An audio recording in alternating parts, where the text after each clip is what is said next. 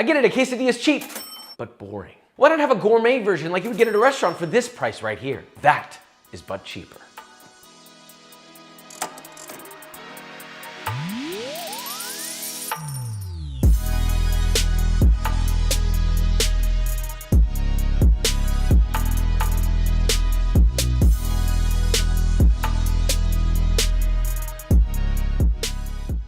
Hey pal, you live in LA and you want to try my food? Great. Friday, April 1st. And boy, here's the location. There will be a link in the description for the location as well. We'll be there from 5 p.m. to 9 p.m. Be there or be square. Now, back to our quesadilla. Look, 99.99% of the time, I always recommend making your own tortillas, okay? But look, store-bought tortilla and the crappy shredded cheese put together in a pan has this weird nostalgia for me. I don't know why, probably because of my childhood, okay? I ate a lot of them, they're great. Or are they? Could they be a lot better? With meats and different cheeses and homemade tortillas, and does that make it worth it? All that time and effort? I think the answer is yes, but we have one way to find out. So let's make this, shall we?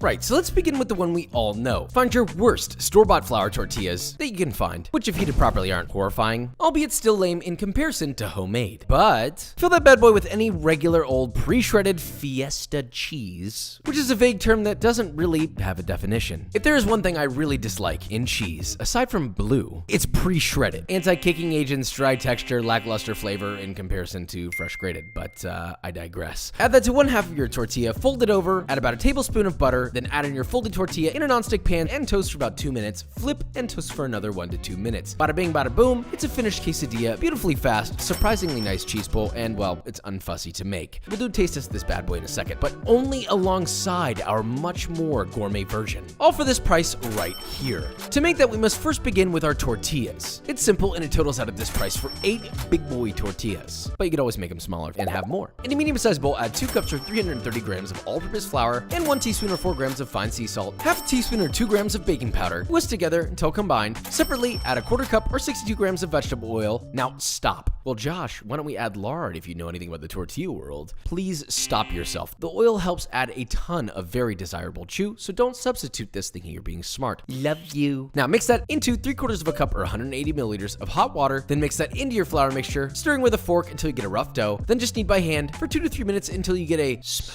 supple dough. Cover that with plastic wrap and let it rest for 30 minutes. Oh, and don't forget to give it some life. Very nice, Josh. Now, cooking the tortillas is even easier. Heat up a large cast iron skillet dry over medium-high heat. If this isn't hot enough, you are going to get the opposite of a kiss. Now, separate your dough into 8 even pieces. Roll those pieces until you get circles about 9 inches wide, and it's a little under a 1/4 inch thick, so it should be quite thin. Gently lay a tortilla into your hot pan, let it cook and char for about 15 seconds, if it's hot enough, give them a reminder. Then flip and let it finish for another 15 to 20 seconds on the other side. Place in a towel to keep warm and repeat with all of your lovely tortillas. And now for the filling. Let's make this easy. Heat a medium-sized cast iron pan until hotter than me dancing with very tight pants on. Add a 1/2 cup or 227 grams of high-fat ground beef. That means something that's like less than 80% lean. We want the fat, okay? Cook and mash that, stirring occasionally for 4 minutes or until the beef has rendered out its fat, is fully cooked, and starting to develop little crispy boys like this. Then add 3 cloves of garlic, thinly sliced, 1 jalapeno, diced, half a yellow onion, diced, then season it to taste with salt and pepper, and saute until the vegetables are softened and starting to caramelize, about 3 minutes. Make sure those salt levels are nice, and then you have your boeuf. For the sauce, simply mix a 1/4 cup or 55 grams of sour cream, a 1/4 cup or 55 grams of salsa verde, or any salsa of choice really. This is actually a recipe from another video, which you can find the link in the description. And a 1/2 cup or 30 grams of very finely chopped cilantro. Season that lightly with salt, and that's your salsa crema. Now last but far from least, the cheese mix. In a bowl, mix together 2 cups or 120 grams of grated cheddar cheese and 1 cup or 60 grams of grated Monterey Jack. Toss, toss, toss, and that's your cheese mix. See, very simple. Now, assembling is the same. Take one of your homemade tortillas, opened up flat, and on one side, add a couple spoonfuls of your salsa crema, spread it around on just half, then a small layer of cheese, followed by a small layer of beef, and you guessed it, another layer of cheese. You should always double cheese. It's a quesadilla, okay? Then fold it into a half moon, add a tablespoon of unsalted butter to a non-stick pan, heat over medium heat, let it melt, and once it's hot and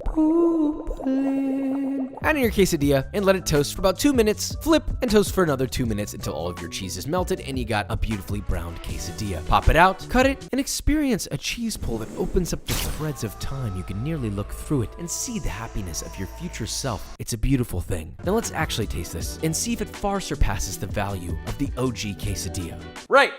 So we have 2 different versions. This is not a but better, it's just a comparison of 2 cheap versions, one more gourmet, all handmade, and one that's just kind of store-bought, put together. This one right here And then this one. Visually, the homemade tortilla looks artisanal. It's got that sort of Crusty. it almost looks like a really nice flatbread. This one's much more crisp. Don't believe me? So there's this version. Honestly, there's a certain level of nostalgia to that, right? We all know that store-bought flour tortilla flavor. It just goes so well with the crappy pre-grated cheese. Now, I don't care what anyone says. The flavor increase is so dramatically larger. There is no comparison whatsoever. If you want something different that is worth remembering and making again, this is the quesadilla for you for this price right here. That is a proper but cheaper gourmet quesadilla, brother. You wanna know what else gets my cheese oozing? B-roll.